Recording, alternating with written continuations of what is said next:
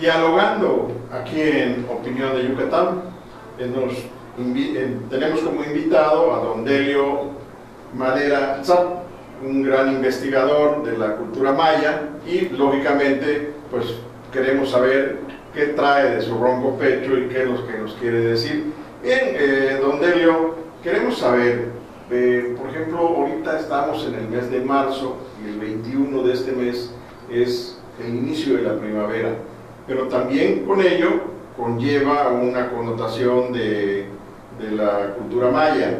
Es el equinoccio de primavera. Así es. Son dos los equinoccios que hay en el mundo maya, el de primavera y el del otoño, ¿verdad? El 23 de septiembre. Bueno, ese sería el solsticio. Los equinoccios son en primavera y en invierno. Qué bueno que me corrija, eso quiere decir que usted sí sabe más que yo. Bueno, ahí estamos. Lógicamente queremos saber también qué se está haciendo para promoverlo. Mire, en Yucatán realmente estamos un poquito retrasados en ese aspecto. Siento que, dada la importancia que tienen los sitios prehispánicos de la región, en los cuales, según las historias y según los estudios que se han realizado, en todos ellos se presenta este fenómeno. En algunos lugares más llamativo, más impresionante, como en el caso de Chichén Itzá, como en el caso de Mayapán, incluso en Chaltún, por el Palacio de las Muñecas.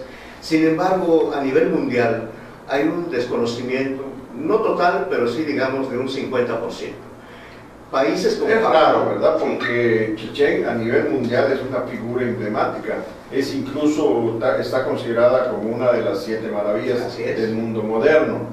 Y lógicamente esto nos lleva a pensar de que alguien no está haciendo su trabajo. Bueno, sentimos que hay ciertas instancias en el gobierno del Estado, tal vez a nivel central, que les falta empujar mucho más lo que es la importancia de estos fenómenos arqueoastronómicos, que le podrían dar un plus, de hecho le están dando, le deben de dar un plus adicional a nuestras pirámides y sitios prehispánicos. En este caso, el 21 de marzo, días antes, días después, 3 días antes, 3 días después, es observable el fenómeno. Y, por supuesto, yo siento que el gobierno del Estado, en este caso, tal vez Patronato Cultur, por mencionar algunos, pudieran empujar un poquito más. Sé que hay una institución de fomento turístico también en la entidad, que serían los idóneos para promoverlo. Desconocemos, ¿verdad?, las causas. Ya ve que ahora con los medios digitales podemos llegar a cualquier lugar del mundo. Así es. Y aprovechar esos canales de comunicación a nivel mundial, no precisamente haciendo gastos onerosos, sino a través de las redes sociales, a través de los medios. Permítame un minuto, queremos hacer algo de historia. Usted me ha aclarado un poquito el disco duro que traigo aquí en la cabeza, y yo recuerdo en 1977, en una comida que teníamos nosotros en el cenote Saquí en Valladolid, se nos acercó una persona de Guayabera Blanca con un libro bajo el brazo y se presentó ante nosotros. Estaba el presidente municipal de aquel entonces, Clemente Alcocer Rosado, estaba conmigo mi compadre e investigador de la cultura maya, don Luis Ramírez Aznar, estaba un fotógrafo, José López Nájera. Yo les estoy haciendo una remembranza de lo que sucedió en aquel entonces, y la persona que se acerca hacia nosotros se llamaba porque ya falleció, Luis Arochi. Se autonombra arqueoastrónomo, que estaba investigando lo que finalmente se dio a conocer como el fenómeno de luz y sombra en Chichén Itzá. Él, motivado por el entonces guardián de Chichén, que era el guardia de ahí, y que le había señalado lo de los triángulos isósceles en la alfarda norte, poniente del castillo, y que se reflejaba a través de la luz del sol con las alfardas hacia allá, y era el descenso de Kukulcán. Esto lo plasma él en un libro. Nadie le hacía caso. Nosotros lo acompañamos a él esa misma tarde. Llegamos a Chichén Itzá, tomamos las fotografías. Era 21 de marzo. Al día siguiente, por ser día inhábil, no se publicaba en aquel entonces Novedades de Yucatán. Estoy haciendo una remembranza personal. Y mi compadre escribió una nota, yo le proporcioné fotografías, López Nájera igual, se publica a un tamaño bastante bueno en color la fotografía y se da a conocer el fenómeno. Después de eso, el presidente López Portillo de aquel entonces viene a Yucatán por la inauguración de un sistema de luz y sonido en Chichén Itzá, y se le llama a ese día el día de las tres luces: luz y sombra, luz y sonido y luz y alegría, que era la secretaria de turismo preferida de aquel momento. Y López Portillo arranca esa promoción, y recuerdo que vinieron más de 50,000 gentes que llenaron y abarrotaron la plaza central de Chichén Itzá. Pero no le quiero quitar más su tiempo en cuanto a las explicaciones. Claro. A la fecha, a hoy, ha decrecido mucho esa promoción y muchas cosas que se han dejado de hacer. Han hecho ahorita unas florituras canefóricas allá en Chichén Itzá de proyecciones electrónicas y todas esas cosas, pero yo digo lo siguiente: ¿qué tan bueno es lo natural que era la cuestión del fenómeno, que era enigmático y que atraía a la gente de todas partes del mundo a la fecha? Dígame algo, don Delio. Realmente es un poco decepcionante, ¿no?, el comentario al respecto de los efectos de luz y sonido que se están proyectando actualmente. Recuerdo que en una ocasión asistí al Palacio Cantón en una exposición por gente de Alemania, investigadores de Alemania que habían venido, y habían montado un espectáculo llamado el Kukulcán Mestizo. Una aberración desde mi punto de vista, y ahora observo en Chichén Itzá que al castillo lo han vestido de una mestiza. Le ponen el traje de una mestiza cuando ayer un hombre era el... Ya no estoy de acuerdo con eso, por supuesto. Te lo digo con honestidad. Serán tecnologías muy avanzadas y todo, pero yo no estoy de acuerdo con eso. Yo creo que ningún yucateco bien nacido, y especialmente nosotros que somos los herederos de esta Aunque cultura, sí, lo que le ha dado es un poquito más de auge a la ocupación en el propio piste de Chichén Itzá, porque prefieren quedarse de noche y ver ese espectáculo que finalmente les brinda, ¿no? Sí, en realidad no estoy en contra del espectáculo, pero sí el contenido del espectáculo. Pudiera ser enriquecido con verdades históricas, por verdades científicas, sin necesidad de llegar a disfrazar incluso a la pirámide mestiza que le han puesto su pil. Imagínense a Kukulcán, a Xibalbá, al hombre de los hombres. Chichén Itzá? A ver, Chichén Itzá es una palabra, son tres palabras a las cuales les falta una. El origen de Chichén Itzá, usted lo sabe, es básicamente hija como ciudad de Izamal. En la época prehispánica, Izamal era muchísimo más bella incluso que Chichén Itzá. Lo que sucede, pues que se han destruido casi todas las pirámides. Izamal contó con 16 pirámides. Según tengo la información ahora, de gente que he estado visitando, que tiene en sus patios incluso pues resquicios de aquellas pirámides. Víctor Segovia Pinto hizo muchas investigaciones allá. Yo lo acompañé muchas veces. 80 pirámides realmente. Bueno, él detectó en el centro de Izamal 16 pirámides. En la mayor, la Quirinacanmó, que es que incluso tiene una forma distinta porque es redonda. Claro, simula incluso, si usted la mira en perspectiva, muy similar al castillo del adivino de Uxmal, que es casi circular. Es una forma muy interesante. Otro edificio circular es el Caracol. El Caracol, y también existe el observatorio. En Mayapán también existe un caracol, sin embargo el de Mayapán se usaba como un horno. Pero regresemos a la etimología de Chichén Itzá. Usted sabe, ¿verdad? Las crónicas lo han dicho, se ha publicado demasiado al respecto, que Chichén Itzá es la orilla del pozo de los brujos del agua. Cuando yo vi esa versión sentí... ¿De dónde sale esa? No lo sé, no sé quién, ya ve que usted... Ahí en Thompson tuvo algo que ver en el mundo de los mayas, el que no sabe algo lo inventa, así somos nosotros los mayas. No diga así, yo recuerdo un atlas arqueológico de la península. Tuve chance de trabajar, cosas que a mí se me ocurrían. Tuve chance de trabajar con un científico llamado Edward Kuryak. Sí, cómo no. Yo tuve chance de trabajar, yo trabajaba en aquel entonces en el mar rural, y se hizo una investigación planigráfica con un avión volando a baja altura tomando fotografías en aquel momento para armar el rompecabezas de la península y ubicamos sitios prehispánicos que todavía no figuraban en el Atlas. Don Delio, acaba de recordarme algo más. ¿Quién cree usted que tomaba esas fotografías aéreas? No me vaya a decir que no soy maestro. Así es.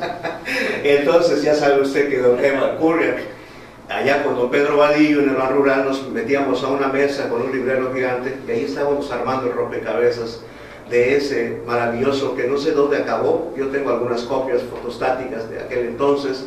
Fue una cámara Olympus Trip 35 en blanco y negro. Para que usted vea que yo recuerdo todos esos detalles de cómo se han estado armando las historias de mi tierra. Y en aquel entonces pues yo me quedé muy impresionado con la información que obteníamos a través de esas fotografías. Claro. Y armamos un rompecabezas con cinta scotch y en fin, algo muy interesante que luego hubo de calcar para ya sacar un plano que lo hicimos incluso en un material especial y lo montamos ahí en el Banco Agrario, en aquel entonces llamado Banco Agrario, y creo que afortunadamente pues se ha conservado en ciertos aspectos, pero no sabemos en dónde quedó toda la información. Sin embargo, volvamos al nombre de Chichén Itzá. Chichén Itzá, en lengua maya debiera pronunciarse Chichén, y algo que nadie ha querido decir por un temor entre comillas, ¿no? De la gente, purismo, puritanismo, sí, que no se podía llamar purismo, puritanismo. Yo ya voy por donde usted va. Es una palabrita que a veces a muchos les incomoda. Así es. Y yo recuerdo cuando acompañaba a mi padre al campo, en una ocasión en un cruce de caminos, nos topamos con una serpiente cascabel ahí enrollada. Mi padre me dijo en lengua maya, manasa, lecano, tutsa. No te acerques, la víbora está friendo. Yo le pregunté a mi papá, oye papá, ¿las víboras fríen? Y me dijo, no, lo que pasa es que suena como que estuviera una sartén con aceite y cae una gota de agua, y este ruido podría confundirse como que estuviera friendo, es el que hace la víbora. Y pero entonces la cascabel advierte, claro, ataca. Ese es un detalle fascinante, porque entonces es un animal que tiene una nobleza enorme. O sea, no te ataca si tú no la atacas, si tú no la tocas siquiera. Pero vamos otra vez a la etimología, no le dé más vueltas a eso. Y entonces deduzco a través de varios estudios, tuve chance de trabajar con el doctor Alfredo Barrera Vázquez en la hechura de aquel famoso diccionario Maestro, maya o Mex. Recuerdo al maestro como a Gandhi, sentado con un pantalón blanco, con sus guarachas. Nosotros le llamábamos el dragón de humo, porque fumaba mucho. Fumaba mucho y era un hombre que siempre estaba ensimismado en sus cosas. Yo trabajaba casi codo con él y estábamos allá en el edificio. Y él me dijo, tú que eres maya blanca, mira Chichén Itzá, etc. Y de ahí fuimos deduciendo el nombre de esta ciudad prehispánica tan bella. Yo la estoy relacionando ahorita incluso con Izamal. Ahorita le dicen, por ejemplo, Izmal, y es Itzamul, es el cerro de la Cascabel. Hay otra pirámide falsamente llamada Kabul, La palabra It, fondo, aquí en nuestro medio, tal vez la gente se asusta, puritanismo, culo, nadie se asusta, pero entre los mayas lo hemos mencionado en diferentes ocasiones. Y a la víbora de cascabel se le llama Itzakam, víbora cuyo es su verdadero nombre. La de cascabel es el español. Así es. Entonces los puritanismos, para no hablar de porque con la cola avisa. Con la cola avisa. Esto lo tiene la cola de la víbora. Yo siempre que voy a un evento, a una conferencia, les digo, ¿dónde lo tiene la víbora? ¿En la boca? ¿O allá donde te dije? Digo. Y me dice, no, lo tiene en la cola. Bueno, pues exactamente, digo, en maya eso se llama It.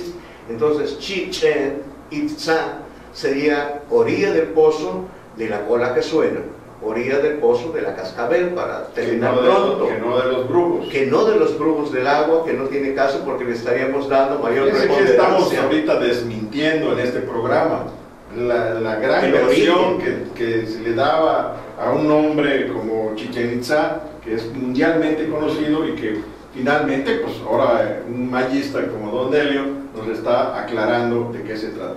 Incluso si usted marchamos unos años atrás, pues llegamos a Izamal y vemos que es Itzamul, allí nace Kukulcán justamente. Ahora Kukulcán ha estado viniendo de otro nombre también muy mal nombrado, ¿no? Usted sabe que Kukul en lengua maya significa recular. Yo no conozco ninguna serpiente que recule. No tienen reversa las serpientes. Y en todo caso... pero nuestro tiempo nos indica que nos vamos a un corte y regresamos. Estamos en un minuto.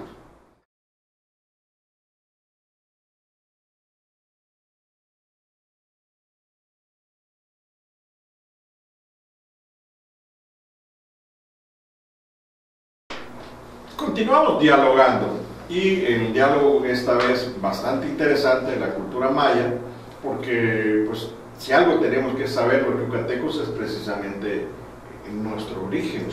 Y don Delio Madera Tzap es un experto, es una persona que me ha impresionado su manera de rememorar las cosas, de hacer, de decir lo que se debe de decir, y nos quedamos con lo de Kukulcán. ¿Qué hay? Así es. Kukulcán es un nombre maya muy mal usado, por supuesto, para identificar incluso al Quetzalcóatl. Kukul significa recular, y yo no conozco ninguna víbora que recule. No tienen reversa. Claro. Lo que sucede es que ha sido mal nombrado ese nombre. Realmente viene del maya quiche, que debería de ser kuk. Kuk en maya es pluma, es retoño, y no se refiere a ninguna serpiente voladora, como alguien dice, que es Kukulcán, la serpiente emplumada, ¿no? Sino que se refiere a un ave mítico, que es el ave sagrada de los mayas. Los mayas tuvieron mucho que ver con la zoología de su propia selva, una selva baja, caducifolia, y que en su momento pues ellos tenían que sustentar a todos sus habitantes. Todas las grandes ciudades, dicen que en la península de Yucatán hubieron más de 3 o 4 millones de habitantes del tiempo de los mayas. Imagínense, sin la tecnología que ahora nosotros tenemos menos habitantes, y en aquel entonces había un superávit de habitantes y tenían que abastecerse de agua de los cenotes, tenían que ser cazadores, un tanto sedentarios, pero también avanzaban con base a sus cosas, ¿no? Don Delio, dígame, realmente cómo vivía esa gente. Vivía de muchas maneras. Estuve leyendo recientemente y los mayas tenían una alimentación demasiado baja. Es más, ellos solamente tenían una comida que generalmente se hacía antes del anochecer, que consistía en unas tortillas, tal vez un poco de chile molido, con agua. Tortilla de maíz. Tortilla de maíz, un poco de chile molido. Usaban aquel fruto que le llamaban el pan. Tal vez no lo mencionan las crónicas. También. Y cuando alguien dice, por ejemplo, el Hanal Pisham, se refiere, ellos dicen, a comida de muertos. Sin embargo, deduciendo del nombre de Ja, es agua, y Nal es elote. Realmente no era una comida, era una bebida. Y la bebida de los mayas que se pasaba todo el día era el pozole, que ellos le leían en agua, y de eso se alimentaban. Y en la tarde comían algo más sólido, que eran las tortillas de maíz, con un poco de chile. Porque hasta la fecha muchos campesinos practican, cuando van al campo, llevan su pozole, que es el canal. Y además de eso, y el Pichán pues estaba hablando sobre la forma espiritual en que ellos vivían, ¿no? Y además de eso, usted sabe que el maíz pues fue la planta sagrada de los mayas. De repente vienen aquí y nos dicen nace la cultura maya, y de ahí viene gente del centro de la República, una de ellas Mercedes de la Garza, la directora del Centro de Estudios Mayas de la UNAM, de la Facultad de Filológicas, y tuve la oportunidad de platicar con ella al respecto, y decíamos nosotros que en realidad entre la raza maya habían dos clases de hombres, unos llamados los nalhuales, que eran los llamados hijos del maíz, Nahual, que ha querido decir como el Nahual actualmente, ¿no? Pero realmente eran Nalhuales, o sea, hijos del maíz, y los hijos de los hombres, que somos nosotros de carne y hueso, que somos los maquehuales, mal llamados macehuales. Maquehuales, que somos hechos por otro hombre, engendrados por otro hombre, y los hombres sagrados, aquellos que tenían el cráneo alargado, como los egipcios, que también es otro punto a tratar más adelante, era cómo ellos lograron su nivel de intelectualidad, de inteligencia, usando la misma metodología que seguían los pueblos de la India, la concentración, la meditación, la conexión con el Altísimo.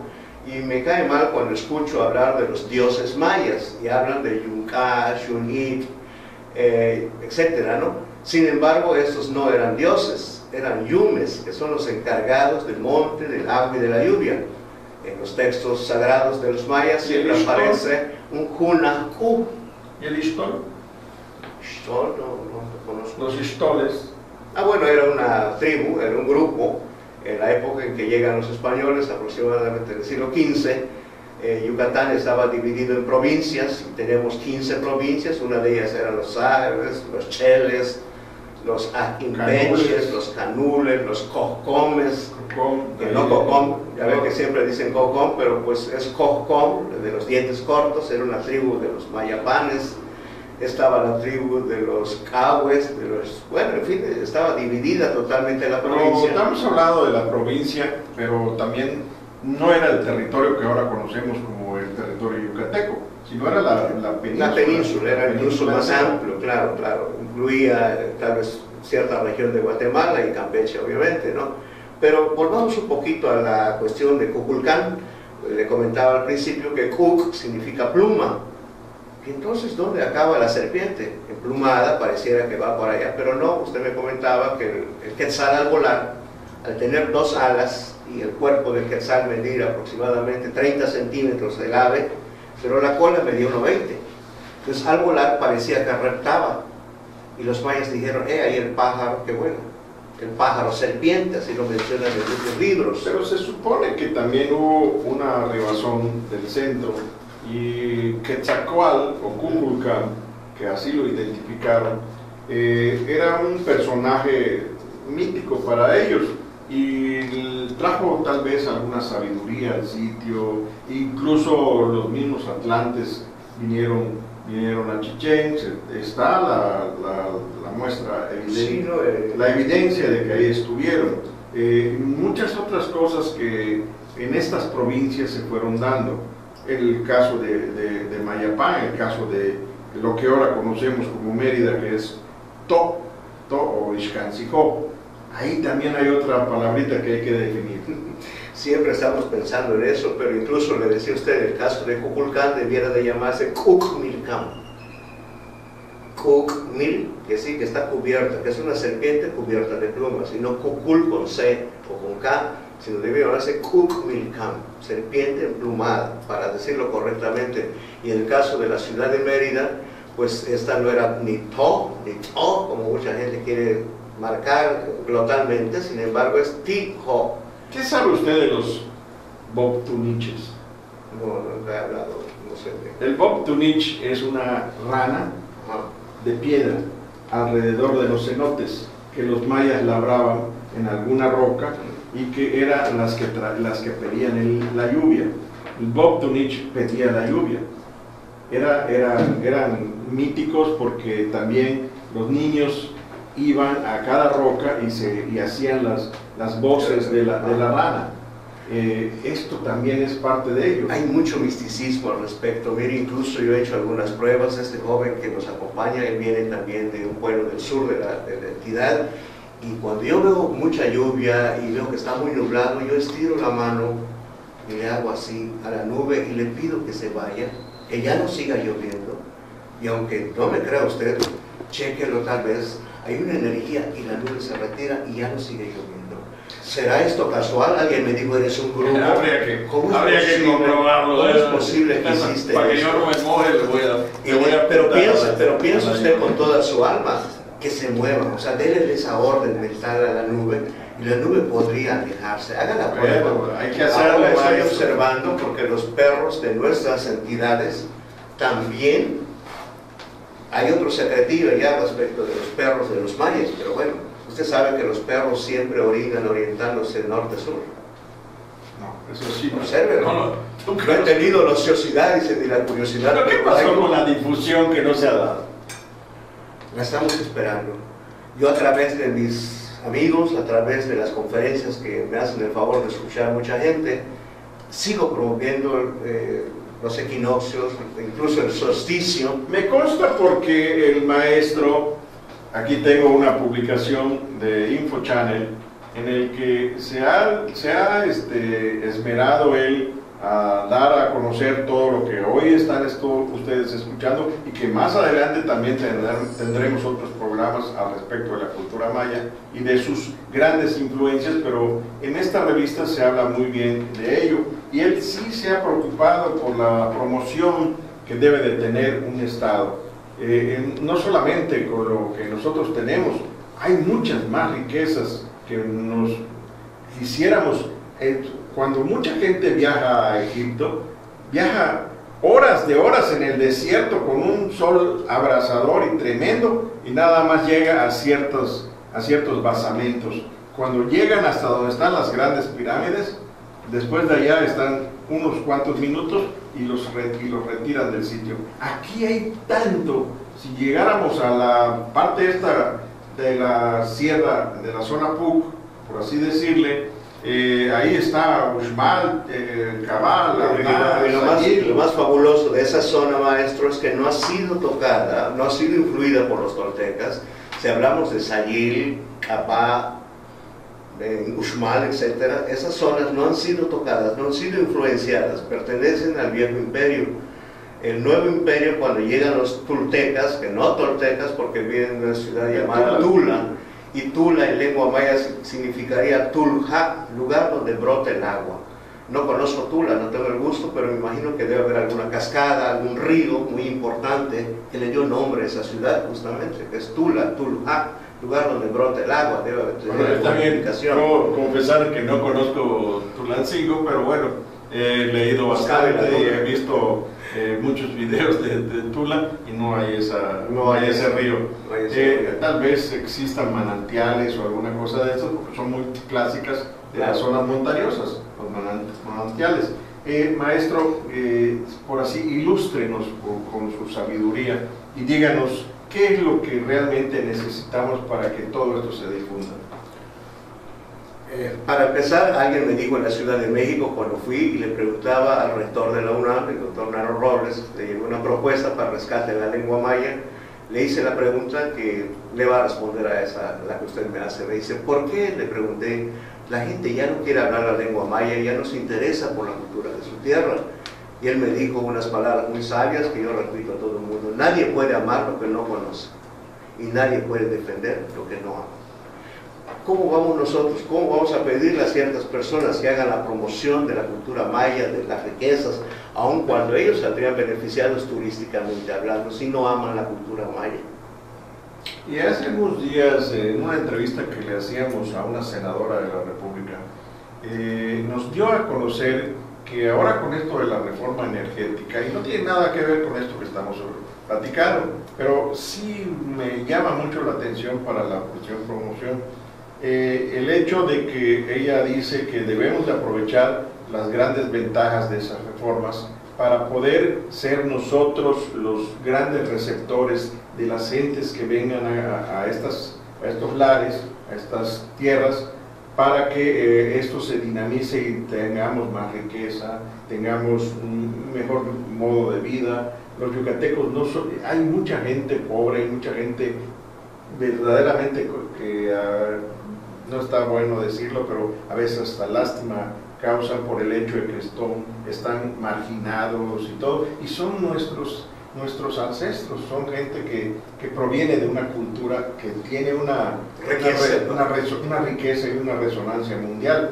Si alguien ha venido a investigar aquí, rusos, alemanes, americanos, canadienses, de todas partes del mundo, y han dejado parte también de sus conocimientos. Ahí es donde yo le doy mucho la razón aquí al maestro Delio Madera Tzap, y desde luego estos programas los vamos a continuar si él así amablemente quiere, y si él también quiere invitar a alguien de su conocimiento que nos los traiga acá, y en opinión de Yucatán estamos abiertos para todas estas cosas. Les agradezco muchísimo la oportunidad. Maestro, ¿algo que nos quiera informar? Pues me encanta mucho la facilidad y la oportunidad que me han dado de compartir algunos conocimientos con ustedes. Yo siento que Yucatán todavía podemos aportar mucho. En la opinión yucatana hay muchísimo que decir.